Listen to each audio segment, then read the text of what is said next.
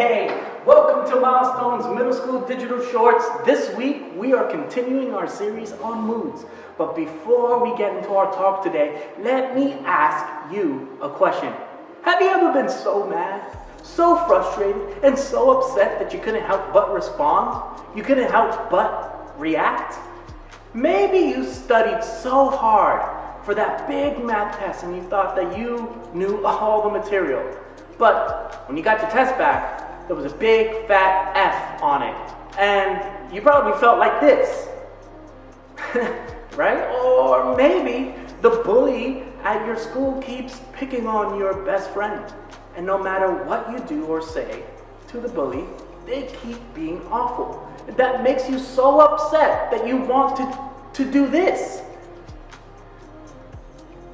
Well, or maybe you've been stuck at home because of COVID, and all you want to do is hang out with your friends, but where you live, it's on lockdown.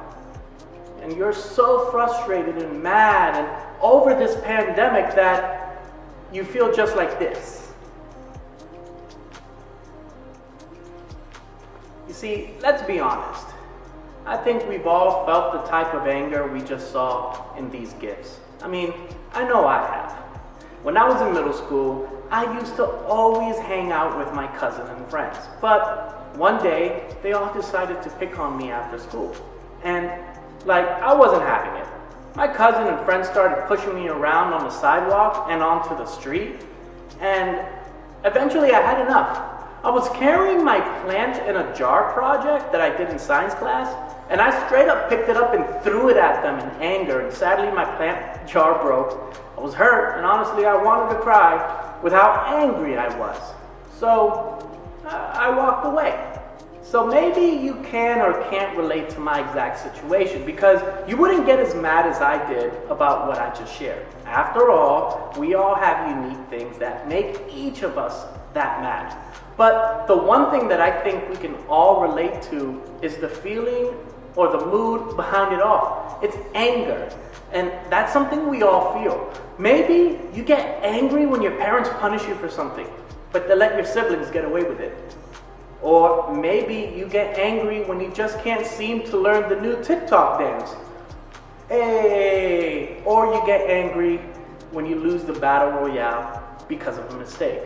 Or maybe you get angry when you find your friends talking about you behind your back. Maybe for you, your anger comes from not getting something you want, or from somebody else not getting what you think they deserve. Whatever the reason is behind our anger, it can be easy to fall into the trap of letting it take over, of letting it affect how we think, how we respond to others, and how we talk or act. When we feel anger like this, we usually respond in one of a few ways. Some of us experience something called outward anger. That kind of anger, it comes out in really outward, obvious ways. You lose your temper. You scream. You yell. You get loud. Or you punch something or get physical. And when you're angry, everybody around you knows it. You show what you're feeling to everyone around you. Others of us have more inward anger. You don't necessarily raise your voice or explode, but the people around you still know just how angry you are because of the way that you shut down, or the way that you go silent, or the way that you close off. You cut people out quietly, but intentionally. Your anger may not be as loud, but your silence is still screaming the way you feel to the people around you. Some of us may even have what's called protective anger. And this one is tricky because it's anger for the right reasons. It can be outward or it can be inward. It's anger about something wrong or bad, or evil or unfair in this world. You see those things happening and anger stirs up inside of you. And you want someone to do something or say something to make it right. Lots of great things have happened in history because of people who have experienced protective anger. Take, for example, Greta Thunberg. She's a teenager who was so angry about what's happening to our environment that she became an activist for climate change. Maybe you've even experienced protective anger yourself when you saw someone being teased, on social media. That anger you got, it made you want to stand up for the person being picked on. The anger itself comes from the right place, but it still comes from the same thing as most of other angers. The idea that somebody or something isn't getting what they deserve. And here's what I think is so important for us to understand in this conversation. Anger isn't wrong. The mood, the feeling, the emotion, that isn't a bad thing. It's when it starts to control us or begins to be the boss of us that it has the potential to do more harm than good. So what do we do to manage this mood, this anger that threatens to control us, to hurt our relationships with others? Well, we're going to take a good look at some answers from a guy named James. Now, James was actually the brother of Jesus. So I think it's safe to say that he had a pretty up close and personal look at the way Jesus lived his life. Here, James was writing to some of the Christians in his time who were spread all over the region. He was encouraging them to live out what they learned about following Jesus from Jesus himself. And in this particular passage, he addressed something I think can help us understand how to handle our anger. Let's take a look. Who is wise and understanding among you? Let them show it by their good life, by deeds done in the humility that comes from wisdom. But if you harbor bitter envy and selfish ambition in your hearts, do not boast about it or deny the truth.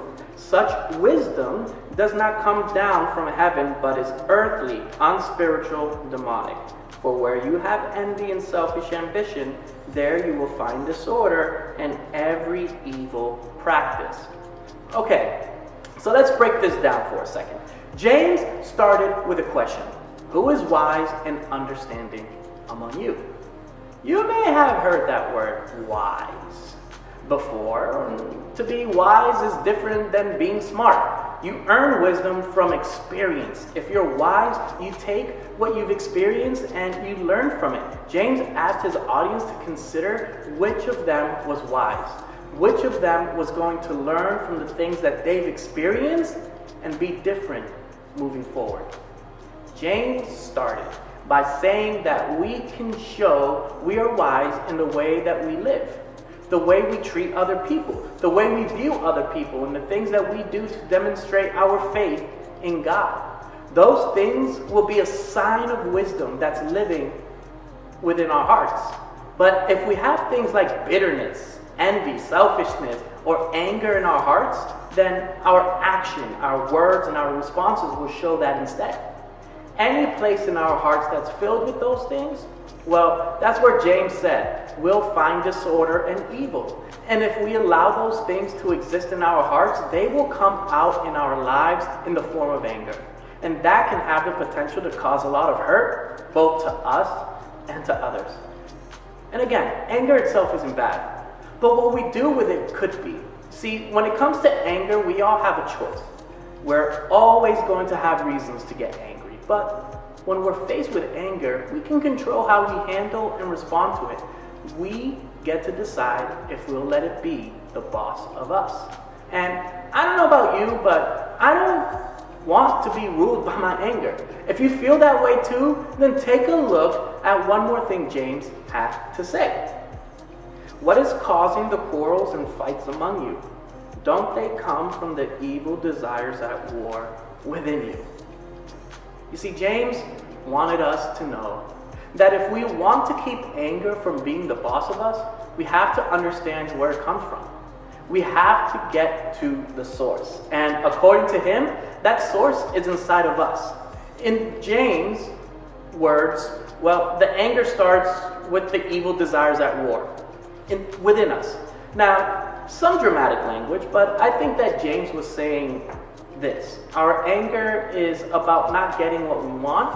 It's about selfish or jealous or bitter feelings that are fighting for space in our hearts. And often, it's about not happening the way that we thought it should.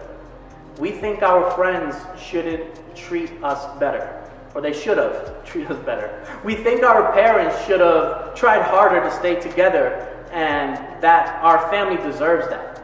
Or maybe we feel someone else didn't get what we thought they deserved. Or we think our siblings should have been punished for what they did to us. We think our dad should apologize for the way that he treats our family, or mom should feel bad for leaving us. And all those feelings, those desires and feelings of anger James said are battling within us, well, they're about one thing: control. We have this idea of how life is supposed to be. We want to be in control of the way people act and the way life happens, so we can be sure our expectations and desires are met. But as you and I both know, that isn't the way it goes. Our desires aren't always going to be met. People aren't always going to act the way that we think they should act. Life isn't always going to happen the way that we want it to happen. And when it doesn't, that can make us feel super angry. Angry at the people around us, angry at our circumstances, angry at ourselves, and maybe even angry at God. And as James said, those feelings can damage our relationship. They can lead to fights and quarrels, and let's be honest, a lot of other negative things. Because when we let our anger control what we do, what we say, and how we act, it becomes the boss of us. But remember what we said last week? Jesus offers us a better way. He offers us the freedom from letting our feelings control us. He offers a way to manage all of our big feelings. See, anger doesn't have to be the boss of you.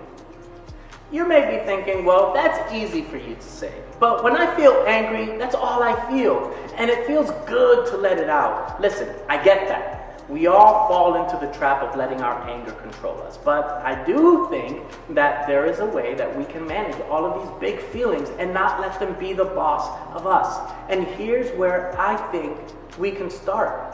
1, take a step back. When we're angry, you usually feel that we have to react or respond to every single thing that makes us mad. But the reality is, we don't. We choose to take a step back. We can decide not to yell, not to text, not to cut someone out. We can take control and not let anger be the boss of us. And that's a big step. 2, be honest. In order to understand our anger, we have to be honest about where it's coming from. Like, where it's really coming from. And what it is in us that is setting us off, making us angry. Maybe it's jealousy or fear or disappointment. Maybe it's grief or pain or frustration. And those not so great desires and expectations that James talked about, try to name them. The next time you find yourself angry, pause and try to think about why you're angry. What got you to this point? And then talk to God about the reasons for your anger. Invite Him to what you're feeling. We don't need to keep our anger from God. He can handle all our feelings, and He wants us to bring them to Him. If you're struggling to understand or recognize the source of your anger, talking to someone else about it is another great place to begin. Today, tomorrow, later this week, opening up to your parents or someone that you look up to and who wants to see you live free from the control of anger in your life could be a great start. Because sometimes talking honestly to someone else can help you see or understand things in a different way. At least that's been my experience. And 3, own your part. This one is hard. Because honestly, we all want to be angry at someone else or something else. We're mad because we're out of control. But there's one thing that we can control, ourselves. Maybe someone hurt us, but then we said something to hurt them back. Maybe something bad happened, but then we did something bad in response.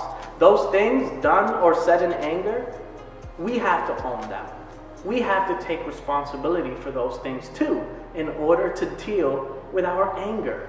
And when we take a step back, are honest with our feelings, and take responsibility for how our anger makes us react, we're choosing to be wise with our anger. We're choosing to look at what's going on inside of us and make changes going forward. And as we do that, our anger loses its power to control us. It loses its ability to cause us to respond in a way that isn't healthy. It loses the chance to be the boss of us. Remember, anger doesn't have to be the boss of you. So, as we head into the week ahead, I want you, alongside one of your parents or someone that you look up to think about this question. What's one thing that really makes me angry? It's been real. Much love, and I will see you all next time.